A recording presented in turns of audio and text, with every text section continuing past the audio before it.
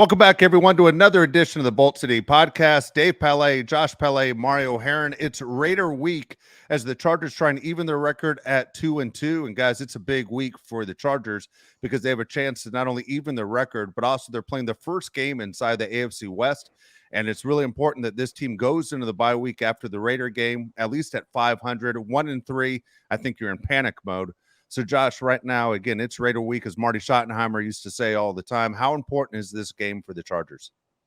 It's extremely important. The difference between being 500 and being 1-3 is huge. We got to be 2-2. We got to get back to 500 with this game, and this is a great opportunity, a great time to play the Raiders.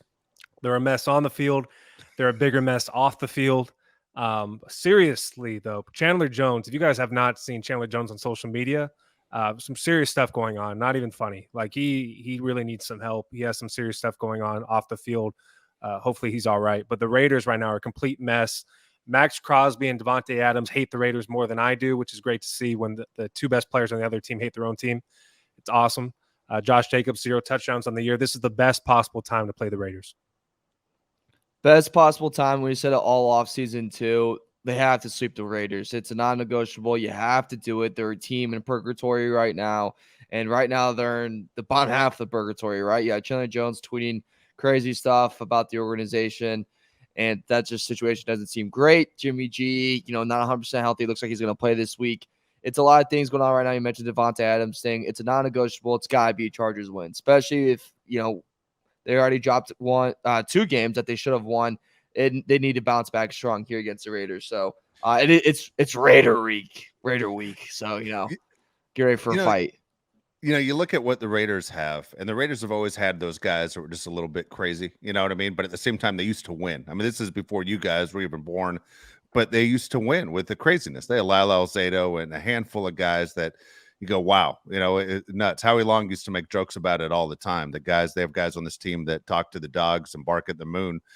But man, when you have a team and a roster this time that's not only has crazy people on it, but is losing, and so Chandler Jones is struggling. The fact that Marcus Peters is no longer the craziest guy on an NFL roster says a lot. The Raiders are a mess right now, a mess. Mari, I don't know if you know that story, but when Marcus Peters used to be on the Kansas City Chiefs, and I would go in the locker room after the game to get a guest. The PR department on the Chiefs to say, whatever you do to stay away from Marcus Peters, he's crazy. Like, just stay away from him. You never know what you're going to get. Like, dangerous crazy. And now he's not even the craziest guy on the roster by far, Dude, yeah. Chandler Jones says he wants to start up a CTE podcast with Antonio Brown. Antonio Brown's like, I'm in. All right, let's do it. I'm free. My schedule. Let me check my schedule. I'm free forever. Yeah, craziness. The Raiders, I mean, the easiest game plan of all time is you stop Davante Adams, like, period. Josh Jacobs is a good running back. Even though he has no touchdowns, he's still a really good running back. But Davante Adams, to me, is right there, Justin Jefferson, as the best receiver in the NFL. You got to stop him. My question to you, Mario, what is going to be, would you have Asante Samuel Jr. trail him, or would you have Michael Davis take turns, J.C. Jackson if he's on the field? How would you take care of Davante Adams? You're on mute. You're muted. Can't hear you. I am muted. Yeah, I knew that. All right. If I want a penalty, I want Michael Davis, right? Because, he's going to get a penalty, give him a first down right away. And I guess you want to talk crazy strategy. That's going to help you. I would do Asante Samuel. I think he's the one that you got to trust right now. You had J.C. Jackson, who's coming out today saying he's not healthy. He's not 100%. And, he knows that, but he doesn't know why he was a healthy scratch last week. So you have that kind of saga going on. Seems like an unhappy player in a not a great situation. And usually when this starts in week 3, by week 8, it doesn't get figured out. Does it get better? And by week 18, it usually gets pretty bad. So I think it's got to be Asante. You kind of have trailing him. It's going to end up being a team effort, I think, just all in all with that. That being said, I think it's just like, I'm curious what you think, Dave. Shouldn't just be like, look, this guy's gonna have a day on us. Let's just make sure it's not too big of a day, right? Like, it's like he's gonna have 100 yards receiving. Let's just make sure he doesn't have 150. Just make sure he's not, our father by the end of it. He might have one of those days though where he puts up tremendous numbers and they just still don't end up with a win. I mean, we haven't gotten into it, but Jimmy G is going to play this week. So if I was Jimmy G, I don't want to play 2 against this Chargers secondary. This is a chance for me as a quarterback to put up big numbers. Davante Adams, this is a chance for me to put up big numbers. I honestly believe Davante Adams is the complete team player on this thing. Meaning there are a lot of guys in the NFL that, of course, they want their numbers, but Davante Adams is starving for a win. If you listen to him talk, he is so frustrated with the losses, something that he wasn't used to in Green Bay. And what he has right now with the Raiders is unfamiliar territory. So he is the most frustrated guy going. I can't imagine what it's like being one of his coaches, because he's the best player on the team, at least offensively, by a long shot. And the fact he's upset, which at some point you have to worry, at what point does he become a cancer? And I know he gets paid a lot of money, but if the Raiders are one of those teams where they're talking, hey, you're in line for maybe the first pick in the draft, and you have Davante Adams with all this talent and he's wasting a year of his career, it's only going to get worse inside that locker room. And you could promise it's going to be different next year, Davante, and you're going to get your third quarterback and you're going to get a new head coach. It's not good. This is an important game for the Raiders. And I guarantee you the Raiders are saying the same thing. We can go and we can take care of the Chargers and fix our season too and get back to where we need to be. So Garoppolo's been, he's been an average quarterback. I mean, very average. When I say average, I mean like as many touchdowns as interceptions. Is you look at what the Chargers do defensively, he has to be thinking, I'm about to have a big day to show that I'm valuable. And at the same time, I'm going to make our star wide receiver very excited. So I don't know what the Chargers do to stop it. Do you do the old, Greg Popovich deal where you say, hey, we'll let the one guy beat us, but we'll take care of everybody else? Because let's be honest, you aren't going to stop Davante Adams. He's going to have a huge day, Josh. Davante Adams, to me, is going to be a guy that ends up with 11, 12 receptions on the day. I'd almost say you go with the Vikings game plan last week where you have the running back beat you, but I don't think you could do that this week because Josh Jacobs is better than Alex Madison, flat out. And Alex Madison had a pretty good game, but they did keep Justin Jefferson in check, kind of, for the most part. He had his big catches, but that's going to happen no matter what. I agree with you. Davante Adams is going to do whatever he wants all the time. He's just that good. I don't think you can really stop him. I'm confused about Davante Adams going to the Raiders. You went from Aaron Rodgers to Derek Carr. Did you think there wasn't going to be a drop-off? Like, you kind of got yourself into this situation. You went over to a mess. I don't understand why he thinks the Raiders were the answer. They're 1-2, and you said it. He's really upset. If they go to 1-3, what's going to happen? He's going to pull James Harden. Is he going to want out of Vegas? I want to see how this plays out, because right now it is a complete mess with the Raiders. And I don't understand what the future would be for him. Who do you trade for him? What team would want him? I mean, this whole thing can blow up in week 4 of the NFL season? It's crazy. It is crazy, and it's certainly possible. And it's a player that is still very much at the peak of his powers. And I think this game's really going to be a highlight reel for him. I mean, the Chargers are the worst passing defense in the league. And last year in the 2 matchups against the Chargers, he had 10 receptions for 141 yards in the first game for a touchdown. In the second game, he had 8 receptions for 177 yards and 2 touchdowns in the second game. So it's going to be a great game for him. It's going to be a YouTube game. It's the game that you watch, and then you watch his YouTube clips after and go, oh my God, look how insane this guy is. That's like the crazy thing when you're banged up in college and you come back and no one, had any luck that night, and then you just watch highlights. You go, let's watch Davante Adams and gets Chargers because he just dominated us. It's the Raider thing will never make sense to me. The going back with the best friend that isn't really wanted in Vegas. Like, Carr was never really wanted there. Gruden never really liked him, and then McDaniels never really liked him. Like, it was like cousins. He's just there at the moment. Like, no one wants this guy. No one's going to commit to this guy long term. So it was just not it. The situation never made sense. He's a hell of a player. He's a top 5 receiver in the league.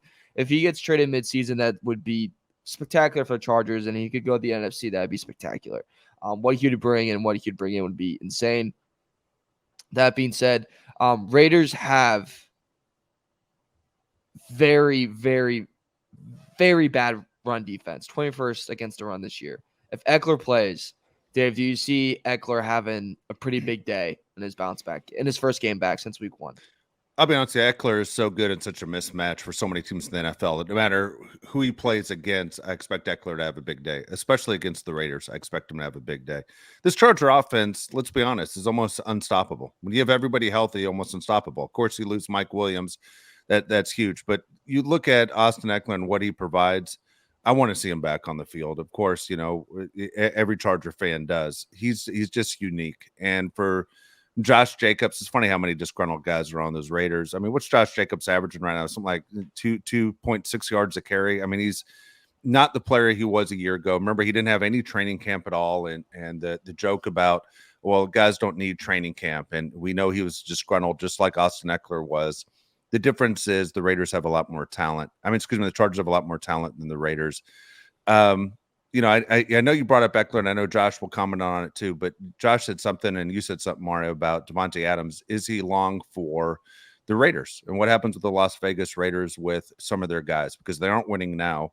Do you see Davante Adams being traded? There's talk that Justin Jefferson could be on the block. Like, there are guys that you're hearing, whether it's an Aaron Donald or Cooper Kupp, big name guys in the NFL that could be traded, and all of a sudden it's the haves and have-nots, and the have-nots are going to load up on draft picks, and that's the goal. And maybe it's because it's such a quarterback-heavy draft that you're hearing big-name guys possibly being shipped, or So what do you think, Josh? Is Davante Adams on the verge of being traded? Max Crosby on the verge of being traded?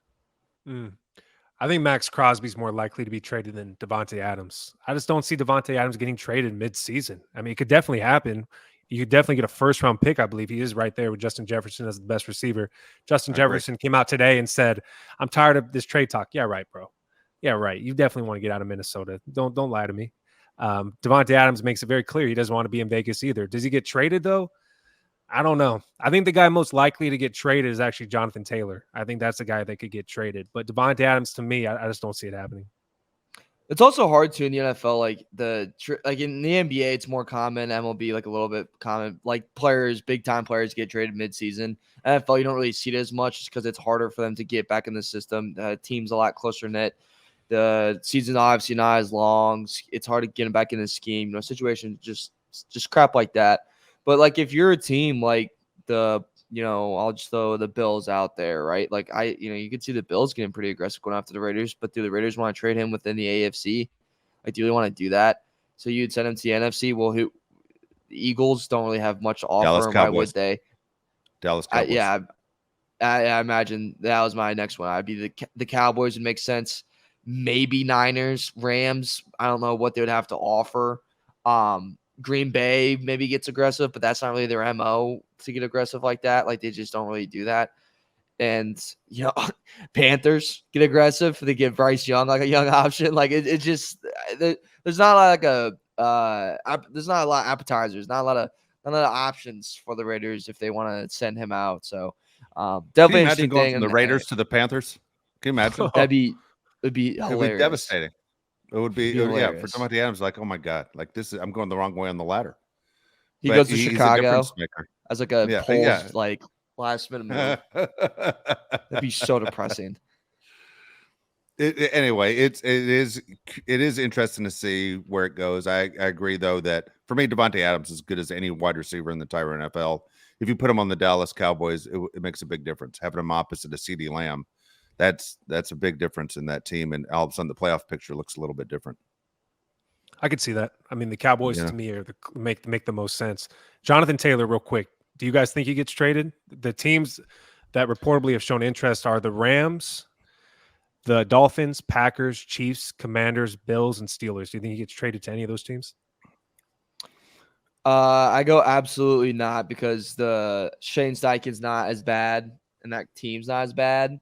I think if he sees that, he thinks, all right, this team can be competitive. And the running backs are like, for infinity of not getting what they want. Yeah, I mean, some of the teams you named, the Dolphins, I thought there was a chance at the beginning because it seems like they want to load up as many skilled players as they can get. They obviously don't need a running back, right? They already have a really good running back that's not playing yet. They're able to put up 70 points, and the running backs were crazy. The Rams, I don't see doing it just because of the situation the Rams are in. The Chiefs don't need them, right? The Chiefs don't need them. I mean, Pacheco's in his second year, and he's playing well. I think he gets traded, Josh. I just don't think you named a team yet where he goes. Really? Yeah. Huh. You don't have any team that you're thinking of? I don't know, Mario. Could he end up as a Bear? That'd be terrible. I think accounting to that, I mean, it wouldn't surprise. I mean, they're full of dumb decisions at the current moment, so it wouldn't surprise me. But they got the It's I'm blanking his name, but Johnson, the running back they drafted out of Texas, they really, really like him. He's going to get more touches throughout the week if that's like a fantasy thing. If people want like a good running back throughout the rest of the year, they really, really like him. So maybe they plug and play him. I mean, Bears are a rumor team. If they get Jonathan Taylor, then that's officially, you can just staple it as truly the dumbest organization in this entire world in every single sport. And the Washington Wizards exist. That is hilarious. All right, so Chargers Raiders. Mario, what do you think is going to be the key to the Chargers win? Would you like to see Austin Eckler, if he plays, get a lot of carries? Would you like to see Justin Herbert throw the ball 47 more times? What do you think? I think it's got to be a balanced attack, but at the same time, when I look at the Raiders, I looked at just the little sample size we have, and you kind of look at them and go, all right, the defense is a little rough, 22nd in opponent yards per play, which isn't great. They're 27th in DVOA in the NFL, which is definitely not great. And like against the pass, they're usually about middle, but you also go, all right, Kenny Pickett, two-hand glove Pickett, goes 16 and 28 for 235 and 2 touchdowns. And that guy, he's not good. I'm sorry, he's not good. He's not in Pittsburgh, or Matt Canada is that so bad that he makes him not good. Either way, they both suck. And then you look at Josh Allen, who just absolutely put it on the table, and the Raiders said, "Yep, that's it." And it's 31 to 37 for 274 and 3 touchdowns. So I think it's got to be a big Herbert day, and I think it's got to be a Herbert's got to dominate them. I think when you have a dominant QB and a top 5 QB, you got to make sure that they put the fear of God in your division and just go, yeah, they own us. You know, Aaron Rodgers with the Bears. Yeah, he owns us. Tom Brady with the Jets. Yeah, he owns us. Like, I think we need to start that era. And I think this is a good chance for Herbert to kind of start that right here. But so I don't know. Would you like to see that though, Dave? A little Herbert's the daddy of Las Vegas, Oakland, and wherever the hell they are. Yeah.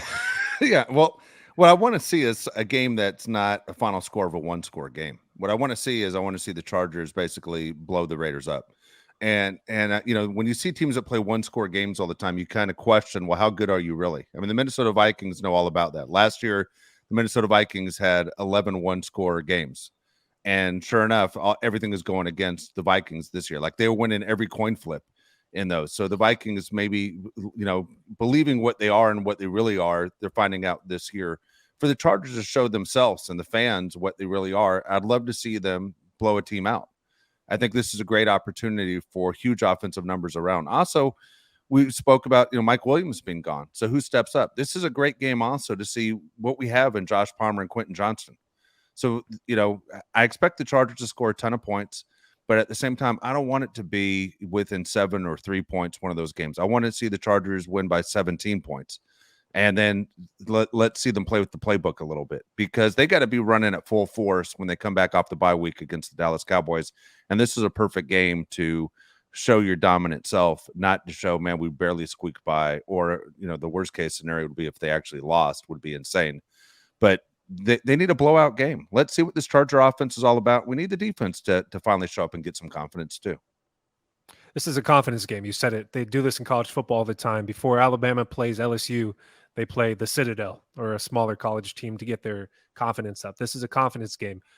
You're not going to blow people out in today's day and age by running the ball 25, 30 times. It just does not happen. That's why the Titans never blow anybody out. That's why the Ravens rarely ever blow anybody out. You got to spread the ball out, throw it all around the field. Dude, I would not want to play the Chargers. Donald Parham had 2 touchdowns. Who had that on their bingo card? Donald Parham, 2 touchdowns. Nobody had that. Gerald Everett, nobody wants to tackle him. Quentin Johnson, is a great opportunity for him to run with nobody around him, hopefully, because the Raiders' defense is not good. Josh Palmer could have a huge game. This is a game you throw the ball 45 more times and you blow them out. I mean, this is the opportunity right here. The Raiders do not have the manpower. You control Max Crosby when you have the ball, and when the Raiders have the ball, you try to control Davante Adams, and that is the game plan, period. Justin Herbert, knock on wood, has, you know, everybody says it doesn't have a turnover. Let's have him throw the ball around more. Justin Herbert, MVP season. You can't have an MVP season when you're handing the ball off to Joshua Kelly 15 times. You definitely can't. You got to play in the big moments. You got to show up in big moments, and you got to make a statement. And this is definitely a weekend where you can make a statement. Dave, you mentioned it, the Mike Williams injury. If I said Quentin Johnson, who's the talk of the town, and was, you know, as soon as we saw the injury, that it was, what's this guy going to do? He's got to need to step up.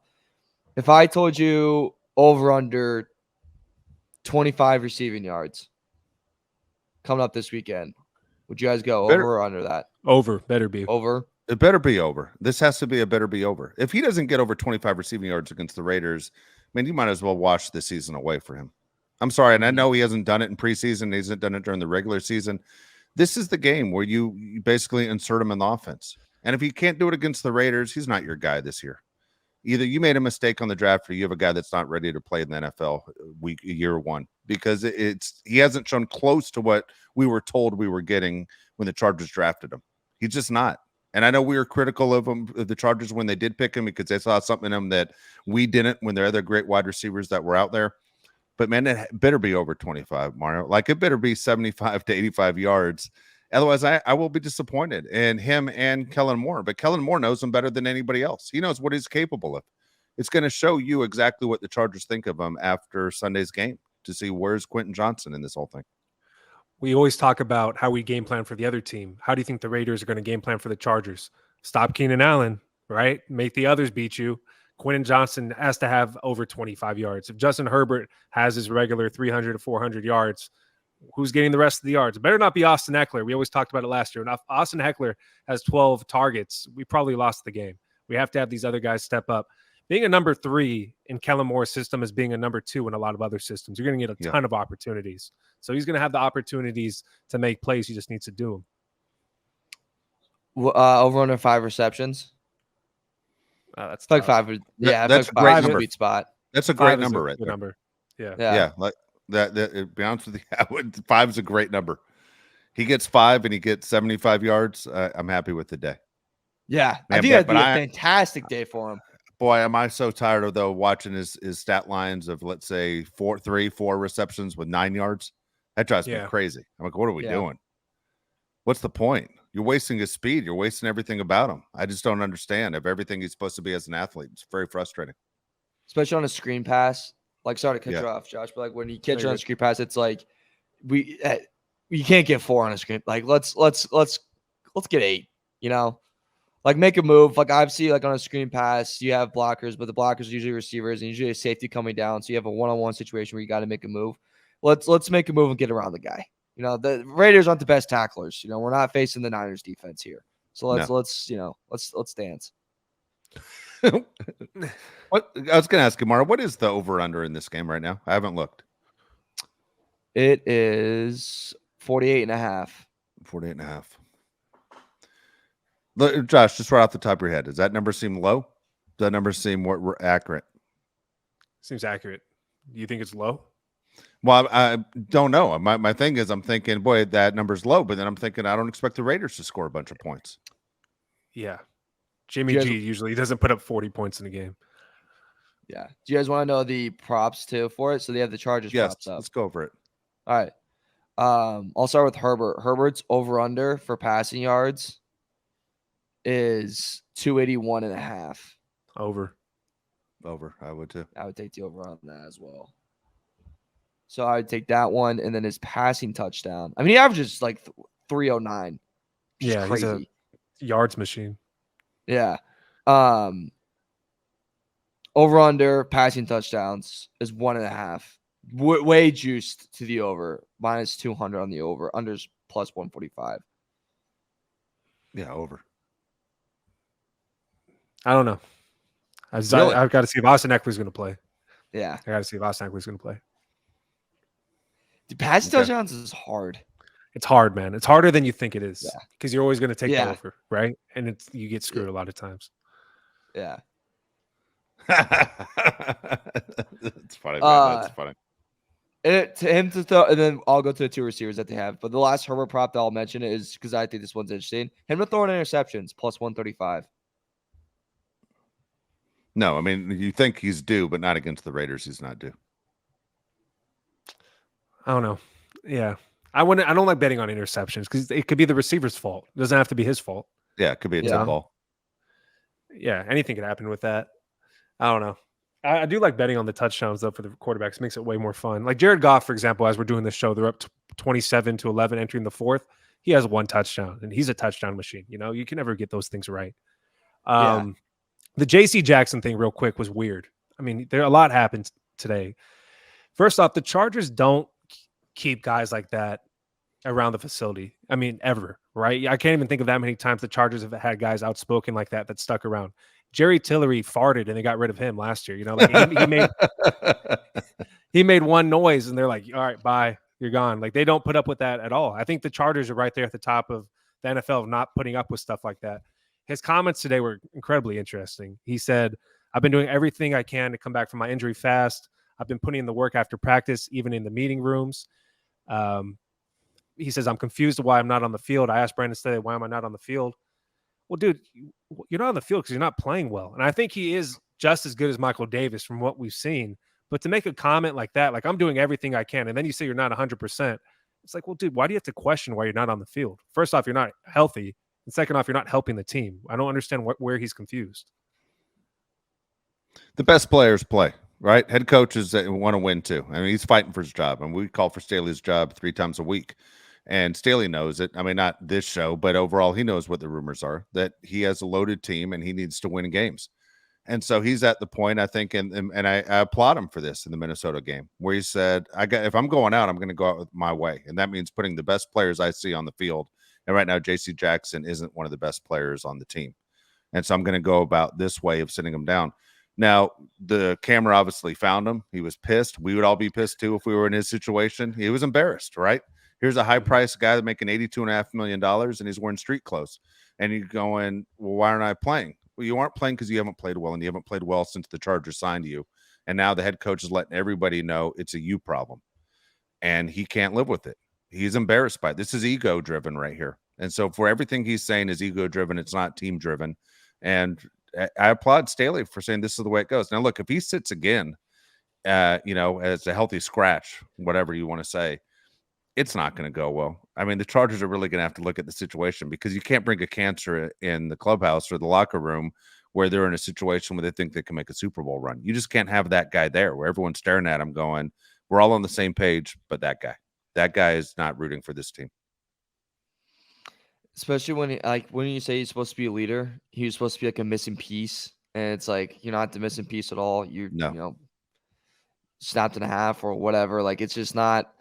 And it's just another thing that everyone should take note that 90% of the time when Bill Belichick lets you go, it's because there's nothing left in the tank. Yeah. I would say that's where about 90% of that. And Tommy Boy falls for it, and that's okay. That's some people do. Then you fall in love with it. But $82.5 million, that was a healthy scratch, could possibly be a healthy scratch this past weekend. On the flip side, Josh, this could piss him off, right? Maybe. Like, piss him off, has a good game, get a pick. Maybe.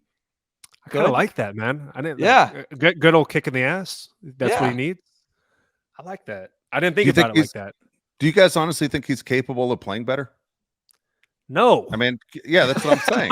So that's what I'm saying. I mean, let's be honest. Here's your situation with the Chargers. Do you play him against the Raiders and hopefully he has, a great game and he's able to make plays and then you got him back, or do you healthy scratch him again and then go, we can't keep him around anymore? You healthy scratch him again 2 weeks in a row.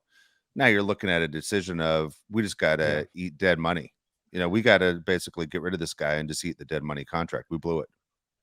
What if you lied to him and just hope he falls for it? You go, I want you to follow around Hunter Renfrow. Everywhere he goes, you go. He's like, Hunter Renfrow's on the sideline. You're like, oh, well, you're on the sideline too. Yeah. That's how it works. Yeah. I don't know. I mean, the Chargers have 4 corners on their active roster. If you get him off the field, you got 2 guys we know and 1 guy you don't know. I mean, that's a horrible sign. I mean, he's the guy we're all watching now. After these comments, you're like, well, I'm going to watch him. What the hell is going to happen this game? Good luck. Go on Davante Adams. I mean, you're going to do great, kid. I don't know. The whole thing's weird. The whole thing's completely weird. I want to watch Dan Henley play. There's other guys on the team I'd rather watch play. He's obviously not a corner, but I want to watch guys like him and Tooley play. J.C. Jackson, I feel like I already know what he is at this point. You could literally blame J.C. Jackson for the first loss of the season to the 100%. Miami Dolphins. I mean, he did 3 things in that game that changed the game. The Dolphins team that looks unstoppable right now, the Chargers had him. You could blame J.C. Jackson for that loss. The halftime penalty, the pass interference. I mean, pass interference, the return running out of the end zone, the next play they score a touchdown. I mean, over and over again, you can blame J.C. Jackson for mistakes made against the Miami Dolphins. What were selfish? It wasn't in the team scheme. It just made zero sense. It was him playing for himself. And look, we've talked about this a bunch of times, and most football fans know it. The biggest egos on the team are the wide receivers and the defensive backs. They're the ones that talk the most trash. They're the ones that play for themselves. I mean, how many times do we watch a Hail Mary where we're yelling, just knock it down? But they can't, because in their mind, there's a chance for an interception, and I want that on my resume. And then they screw it up, and then all of a sudden there's a completed Hail Mary because ego gets involved. Every head coach tells those guys, knock it down. J.C. Jackson, the way he played against the Dolphins was ego-driven, and it cost the team a win. If the Chargers cut ties with J.C. Jackson, I'd be 100% fine with it. Sorry. And especially after what happened last week where there's a warrant out for his arrest, and, you can't pay a $300 fine, but yet you have an $82.5 million contract is just absolutely ridiculous. Ridiculous. All right. You guys ready to pick games? Yeah, let's do it, Mario. Let's do it. Let's do it. Do it. And Venmo me. J.C. Jackson. Not for any reason, but just for. He won't even send you $300. You won't even send you $300. All right. So let's start off. It's the London game. Also on Nickelodeon, where they're gonna do some weird anime stuff. So you guys can check that out. It's gonna be good stuff. Falcons, Jaguars. Jaguars are 3-point favorite against the Falcons. This is a weird game. I like the Falcons. I think the Falcons have a really underrated defense. The Jaguars looked absolutely horrible against the Texans. It's basically a home game for the Jaguars. They play there all the time, but I like the Falcons. Jacksonville's probably, in my opinion, one of the most disappointing teams in the NFL through 3 games, right? This is where Jacksonville is supposed to make the jump. They're supposed to cruise. They have an easy division schedule. They've already lost a game inside their division. I don't know what's happening with Jacksonville. Like, I literally thought they have a chance to go deep into the playoffs because of what their schedule is and where they could possibly be seated. I will go Jacksonville, though, in London, but just because, me and the Falcons. But I'll go Jacksonville on this. I keep wondering what the hell's happening with the Jacksonville. Where's Calvin Ridley, Josh? What happened? I don't know. Hey, I picked him up on my fantasy team. He looked great week 1. Hasn't done Week anything 1. since. Yeah. Terrible. Yeah, I also have Trevor Lawrence on my fantasy team, and he's just really pooped the bed the whole freaking time. So thanks, buddy. I like you. Like, I don't want to bet this. I mean, I'll just take the Jags -3 and cry later. Because it's just not going to be good. Whatever. This is probably the game of the weekend, and a game everyone has, and it's a shame that it's on at 1 p.m. Eastern, 10 p.m. Pacific. Dolphins, Buffalo, Bills. Bills are a 2.5-point favorite. Over-under is really, really high, too, if you guys, in case you care, 53.5, and I'm going to kiss that over every single time. The game's in Buffalo? Game's in Buffalo. Waddle's playing. I'm gonna go with the Bills. They look really, really good. I know the Dolphins look the best probably in the NFL, but the Bills at home, I'll go with them. If the game was in Miami, I'd go with the Dolphins, but since it's in Buffalo, I'll go with the Bills. I'm going Dolphins on this one. Remember, the Dolphins almost beat the Bills last year without Tua. This year, right now, I'm gonna go with the Miami. This is the game of the week. You're absolutely right, Mario. I mean, 2 teams that are playing their absolute best right now, but I'm gonna go with the Dolphins. I'm going Dolphins as well. It's just the hype train of everything that's going on, and Waddle being back with what that. I mean, the Broncos defense is a disaster, but I mean, few. They'll officially be the best team in the AFC after this game.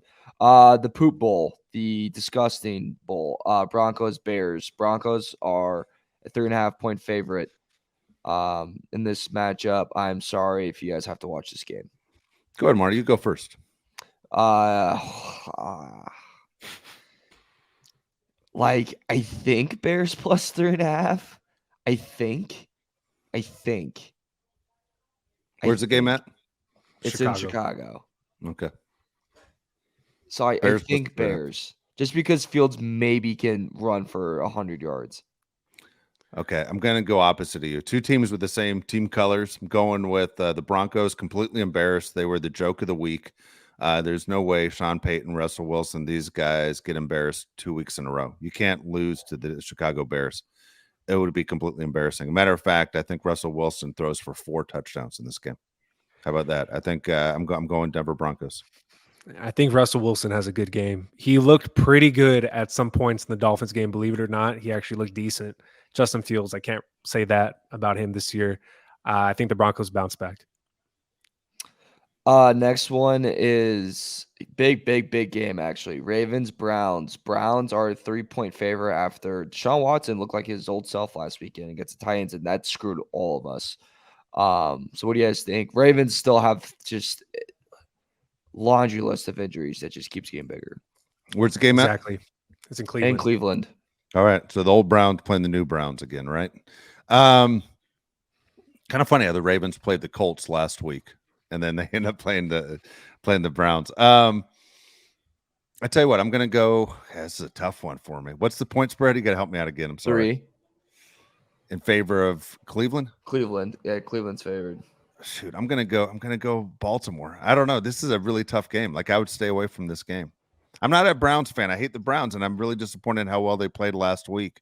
The Browns, a lot of times I look at them and I look at their success more, and I keep thinking about what you said during the summer of keep an eye out for the Browns. And then I start thinking that division is the best balanced division in all of football, where we didn't say that at the beginning of the season, right? We were saying different divisions that this is where the best balance is, but any one of those teams could win their division. I don't think we would be exactly surprised. But I'll go Ravens. I'll go Lamar Jackson.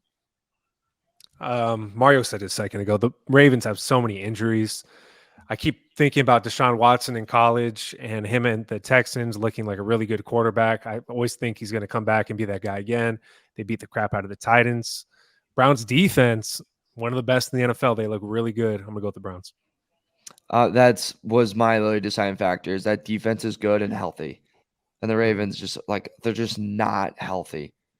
So I'm gonna take Browns -3. Again, I think we all agree, like if you're gonna bet anything on the board, I would stay away from that game or tease it. That'd actually be if you're a degenerate and you want to be a degenerate day, I'd tease Ravens Dolphins. You can join me in the degenerate club and we can be idiots together. Bengals Titans. Bengals are a 2.5-point favorite against the Tennessee Titans. This is in Tennessee. Vrabel covering legend as an underdog. 2.5. Josh, you want to go? All right. I keep thinking about the last time. I believe it's the last time the Bengals played the Titans in Nashville was the playoff game. It was awful to watch. Bengals win at the end by 3. It's the weekend where all the playoff games were decided by 3 points. I think once again this game is decided by 3 points. The Bengals to cover. Interesting game for the Titans because this is one of those things. Do they bounce back? Completely embarrassed last week against the Browns. Again, it's a home game. You don't want to embarrass yourself again at home. I'm a Vrabel guy, but at the same time, I think this is where you make a decision. If you're the Titans, you lose this game. Is it time to start looking at a different quarterback? It's not exactly Tannehill's fault because the roster stinks, but could you see Tannehill getting traded as well? And of course, the team, everyone's saying if he gets traded, it would be a team like the Jets. So I'm saying for the Titans, this game means something. They know they were embarrassed, and I think the Vrabel covers that spread right there. I'm going Titans in this one. I'm with you, Josh. Bengals 2.5. If it was 3, I think I'd take Titans, but 2.5, it's a field goal game. I think Bengals can pull it out. We're only 5 games in. I hate every single pick I have, so this is good. Rams Colts. It's pretty much even. I mean, Colts are favored by just a point. It's in Lucas Oil. Irsay will announce if the roof's open or not for the people that love that. Probably 5 minutes before kickoff. What do you guys kind of have here? LA to the Midwest and Midwest boys. I'll go first. AR's playing. Colts are a surprising team to me. So they're playing much better than I thought they would play.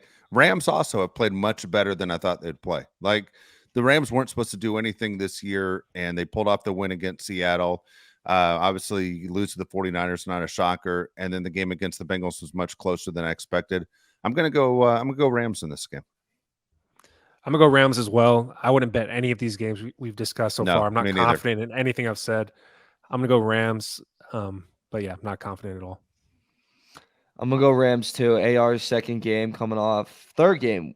Yeah, third game coming off an injury, right? I got that right, I think. Who cares? Yep. Just don't bet this game. I think Rams bounce back. The Colts defense, Colts look good, but the defense I still think isn't that spectacular.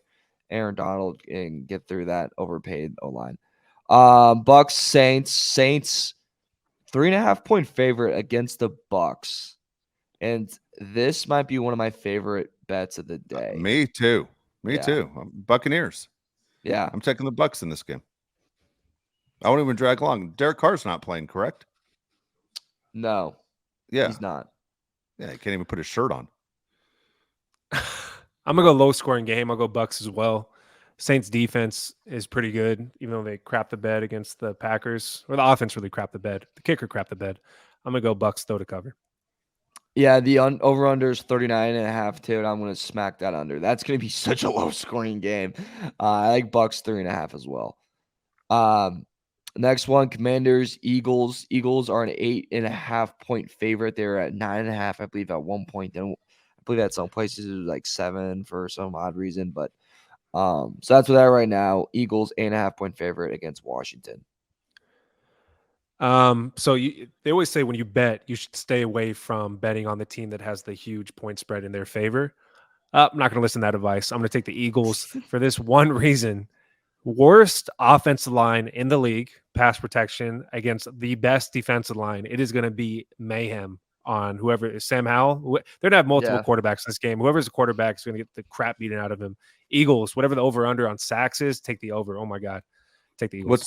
What's the point? What's the over-under in this game? 43.5. Okay, so here's the deal. Can the Eagles score 43.5 points? Because I'm predicting shutout in this game. I don't think the Commanders can score. Honest God, I don't know how good the Eagles offense is going to be because they haven't run on full strength yet. But man, if I had to pick one game for a shutout, this is the game. I think the Eagles smoke the Commanders. I think so too. I'm going Eagles 8.5. Poor Sam Howell, by the way. This is brutal. And I don't think that bad though. I don't think he's that bad. I don't think. Well, we'll see how he is after this week if he can remember his name. So far, not that bad. Yeah, but yeah, his confidence is going to be shot on Monday. Oh yeah, God, down bad. Vikings minus 4.5 over the Panthers. Panthers are at home this matchup. I believe Bryce Young will be playing in this game. I believe he is bouncing back. Doesn't matter. The Panthers are terrible. Go ahead, throw everything you own on the Minnesota Vikings. Panthers are so bad. Dude, I'm gonna take the Vikings as well. I'm not very confident in this actually. I think I could see the Panthers covering. I would have not bet on this game actually. Seriously, I wouldn't bet on this game. I thought the Panthers kept it closer than I thought in Seattle with Andy Dalton. The crazy thing is, what do you say the point spread was, Mario? 4.5? Yeah. You have a team that hasn't won a game on the road favored by 4.5. You know, I don't know. I'm gonna go with the Vikings too, but I just wouldn't bet this game. I'm going Panthers plus 4.5. I really like because I think Vikings will win the game. I think there's no way Panthers win the game, but Vikings will keep it close. Like the Vikings are so bad at killing teams, so I think they're gonna find a way to keep it close. And Frank Wright's not terrible. No, it's not his fault. He has no talent. It's like he has no talent. Again, he has no talent at all, man. Can you imagine? I mean, I'm not kidding. If it was the Thursday night game, Commanders against the Panthers, I'm not watching. Yeah. You know, I mean, it's just I wouldn't watch that. I think the Vikings right now are taking so much heat from everybody in the state from the last two games that I think the Vikings come out with a big game. Adam Thielen revenge game. Ooh, forgot that angle. Also, do you want better for Panthers Commanders for a night game? Bears Commanders is next week on Thursday Night Football. Oh my God! So enjoy that one. Steelers against the surprising Texans. Steelers are a 3-point favorite traveling to Houston. I'll go first. I'm gonna surprise you. I'm gonna go Texans. Texans have surprised me how well they've played. I thought they hired the wrong coach. Thought they made a mistake. Hired a defensive coach with a rookie quarterback, and I'm gonna go Texans at home. This is Mike Tomlin coaching against young Mike Tomlin. That's what I think about DeMeco Ryans. I love DeMeco Ryans. I like the Texans as well. I'm going to pick the Texans. I think their team has been very surprising. C.J. Stroud, probably the best rookie quarterback for sure so far. Go Texans. Yeah, I'm going to take Texans here. I would tease this game, I think, too. Stroud's been incredible. I'm not a believer in Pickett at all. Under game, I think, though. Under 4. It's at 42. I think I Under go under. 100%. You got to Yeah. go under. The defense is too strong for Pittsburgh. Way too strong. Raiders Chargers we saved for last. Patriots Yes. against Cowboys. Cowboys 6.5 point favorites. In this matchup, I'll say the over under too because I'm curious on this one. 43.5 as well. What do you guys have in this one? This is a kind of a hard game to bet as well. I hate these games, man. I really hate these games. They're going to be close game. A lot of close games this weekend. I'm going to go Patriots to cover, Cowboys to win. I'm going to take the under also on the points. I think the Cowboys and Patriots have two of the worst offenses in the league, but I like the Patriots to cover. I'm going to go Cowboys in this one just because they were embarrassed so bad last week. I mean, they were one of the teams people were talking about. Like, how the hell did that happen? How do you go into Arizona when you only have 17 games in a regular season and overlook a team? The Cowboys were completely embarrassed, and they should have been embarrassed. I mean, everyone's ready to crown them as the champions this year and how great they are, and that defense is unstoppable. A bunch of no names in Arizona embarrassed you. I think the Cowboys have something to prove, and that's why I'm going to say they cover. Patriots defense is too good. I think they're just way too good. I think McCarthy's going to struggle to figure them out. I like the Pats to cover here. I think Pats are going to be a cover machine that just they lose everything, but they will always give up a fight. I think that's what they do in this one. I think it's more of a field goal game than a almost a touchdown goal game that Vegas has right now. But hey, Vegas tends to be more right than me. Cardinals Niners. Niners are a 14-point favorite against the Arizona Cardinals. What do you think? Go ahead, Josh. It's a big number. I'm gonna take the Cardinals to cover. I mean, I can't bet 14 points. I'm sorry, especially a team like the Cardinals who have looked really good for what they're supposed to be this year. I like the 49ers to win. I like the Cardinals to cover. I'm gonna go opposite of Josh. I'm gonna go the Niners do cover. I think the Niners that would have had 10 days to play this one game. Right now, look, Shanahan knows the Cardinals have surprised everybody they've played. They played everybody tough and even pulled off a win against the Dallas Cowboys. There's no way the Niners are going to overlook the Cardinals. No way. You can't afford to lose inside your division or not dominate the team inside your division. Cardinals are going to stick it to the Cardinals. I mean, 49ers are going to stick it to the Cardinals. I agree with you, Dave. I think they're going to stick it to the Cardinals hard and good and all night long. I mean, it's going to be a tough one. I mean, I think Christian McCaffrey's going to have himself a day. He already leads the league in rushing. I think he extends that lead a little bit longer.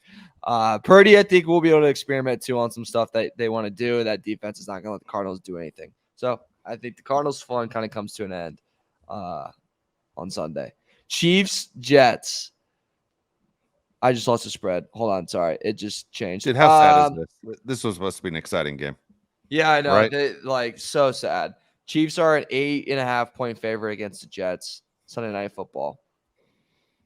Poor guys over at NBC. Chiefs are going to cover this game. The Jets are a complete train wreck. I mean, they got to make a move for a quarterback. Anybody's better than what they have.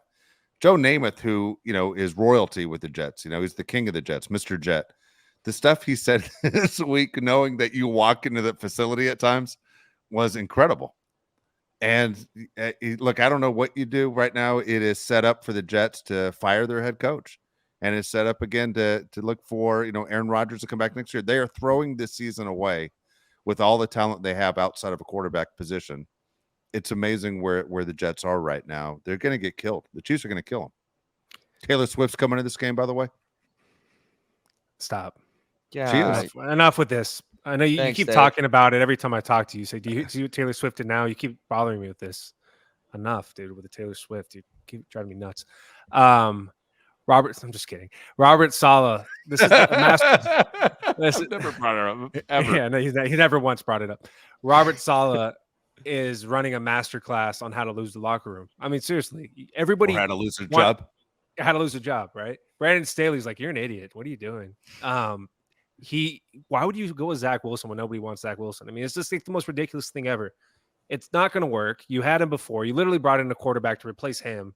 Enough with this, man. And I'd like the Chiefs to cover. This is just the most overblown thing too is the Jets D line. Okay. The Jets D line. Stop. Okay. The Chiefs are going to kill him. Yeah. I mean, you guys have said everything. Chiefs. It's Chiefs. They're going to show a lot of Taylor Swift because this game's going to get ugly. So that's going to be fun. Let's play that storyline a little bit more that no one cares about at all. Seahawks, Giants. I'm in love with this game. Seahawks are 1.5 point favorites against the Giants. And I think I'm in bed with the Seahawks. You know, it's funny. Hold on real quick. Going back to that last Chiefs game and what you just said about Taylor Swift. She has to be sitting there thinking, watching this game going, man, I sold this place out too. 5 nights in a row. You know, I mean, it's like these people come to watch these guys. I sold this place out 5 nights in a row. No problem. Seahawks and who what did you say? Who are they playing? The Giants, Swiftie fan. Okay, I'm going Seahawks. All right.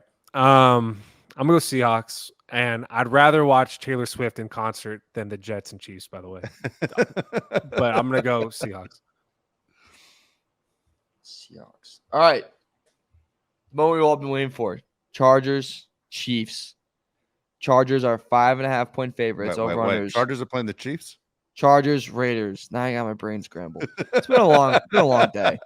Chargers, Raiders, 5.5 point favorites. Over unders 48.5. Raiders, you can catch them at plus 200 on the money line. Chargers, you can get them at minus 250 on the money line. All right, I'll go first. I tell you what, I'm disappointed the point spread's as low as it is, but the point spread is correct because the Chargers do this. The Chargers play 1-score games like we spoke about at the beginning. This better be a prove me game for the Chargers.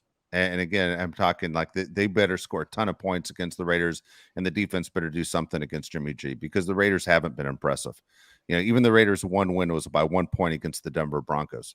So for the Chargers, they need to sit there and blow the Raiders out. They need to score a ton of points. The defense has to show you something. Heading into the bye week, let's finish on a high note. I say Chargers cover that point spread. No problem. No problem. No problem. When was the last time the Chargers covered a point spread? They don't. This is the day. We're due.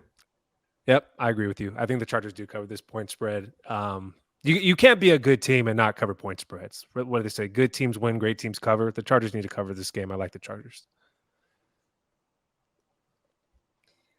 I think the Raiders cover. You think the Raiders cover? Because that's what the Chargers do. It's what the Chargers do.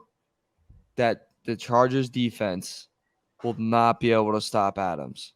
He will not be stopped. His props aren't up yet, but when they're up, you simply take everything Davante Adams over receptions, take him to score a touchdown, take him over in receiving yards, take everything because it will hit.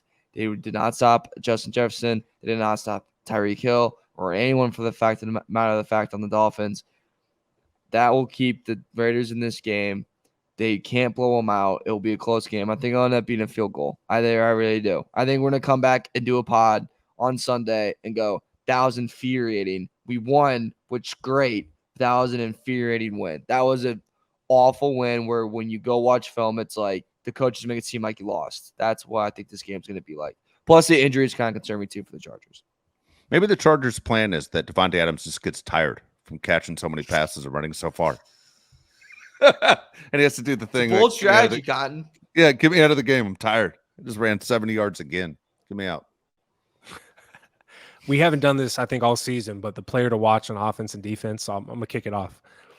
Thule, legacy game, okay? He had 10 pressures against the Vikings. I want that to sit for a second. That's an insane number of pressures, especially for a guy in his third game. Thule, I love Thule having a sack in this game. He's my favorite player on the team right now. Thule on defense, offense, Justin Herbert. I think he has over 400 yards. I like him to continue his hot streak. Okay, here you go about Thule. Is you mentioned the 10 pressures. I spoke about this a couple months ago. I'm not tooting my own horn, but this is what I honestly feel. And Josh, you can answer this question better than me because you played quarterback. I always say sacks are overrated. If you get 1 sack a game, that's 17 sacks in a season. It looks like a great year. But the pressures is what matters. When a quarterback has to worry about that one guy that disrupts every single play every time I go back to pass, you're looking at that guy. And yeah, that's a really important stats. I honestly believe the pressures are more important than the sacks. The sacks are the equivalent of one, penalty of basically, 15 yards. For for the Chargers and what they got in Thule, which we did call on the show. It was the best draft pick that Telesco had. He has proven that we're right again. Thule is a very good player. I love what he's doing so far, and he should only get better as his career goes on. Yeah, I mean, I think we're like, if we had to change the name for Bolt City, just be We Love Thule. Yeah, I think that'd be the name of our pod. Who's your Players to pick, watch. Omar? I'll go, by the way, since I spoke, I'll go Eckler and I'll go Murray. I'm going to go those Okay. other my guys. Ooh, Murray like has that. 3 straight good weeks. I'm gonna go Never thought Bosa. I'd say that in a million years. Bosa, Okay, 3 straight good weeks. 3 straight good weeks for Bosa. He does it again. He's gonna exploit his matchup because with Thule coming on the other side, that's going to be pretty successful for Stays. I think he kind of keeps that up. Offensively, I'm gonna go Joshua Palmer. I think a lot of people were expecting Quinn Johnson to really take that role for Mike Williams because of his size and kind of like just scheme wise, which does make sense. But I think Palmer, he had a pretty good game last week. I think he kind of builds off that. Third and Keenan will always be a thing, but I think the Raiders would do a lot to Keenan. Palmer gets opened up a little bit, and I think he's able to have a pretty good game. For the Raiders, it's easy, right? Davante So Adams and Max Crosby. Yeah. Can we bring back the score prediction too? I'll see if we can hit this. An overtime game of the week. All right. I'm going to go score prediction. I said the Chargers are going to cover. So I'll go weird score. I'll go 37-17. That was funny. I was going to go 38-17. Okay. Your turn, Mario. 24. I thought you were giving me the eye like 27-24. that was a ridiculous score. Okay. No, you're good. That's What's funny. your score? 27-24. Okay. Overtime game of the week. What's your choice, Mario? Game of the weeks. I mean, it's definitely Dolphins. I No, mean, overtime game. Of the week. Overtime. Oh, overtime. Ooh. Give me Steelers Texans overtime. Okay. I'm going to go Jags Falcons. Damn, that was mine. Was it? Damn it. Holy hell, man. I don't even know what to say right now. I'm lost. Oh, I'll go Broncos Bears. Okay. That's over under in that actually a game? good call. That's a What do we horrible what do we prediction. get if we get it right? Mario last year was great at this. Picking these overtime Yeah, made money off it. I don't know. That's an after show thought. games. Yeah. A free DoorDash order. I like that. Oh my That's a gosh. good one. Yeah. That's funny. That's funny. All right, we'll get on out of here. We'll come back again after the Charger Raider game. We'll have a breakdown. Hopefully, Josh and I are right that the Chargers have no problem knocking off the Raiders. Mario says this game's going to be close. That's what the Chargers do. They play close games, but it should be exciting. It's Raider week. We're excited about it. I always love when the Chargers match up with the Raiders. I'm glad it happens at least 2 times a year. And then we head into the bye week before we get ready for the Dallas Cowboys, which will be fun to talk about as well. But the Chargers looking to go 2-2. Could they do it? We'll talk about it on Sunday right after the game. Again, thanks for watching us on YouTube. Thanks for all the comments. Again, we try and respond to all of them. We do read all of them, I promise you. For Josh Pele, Mario Heron, I'm Dave Pele. We'll talk to you next time.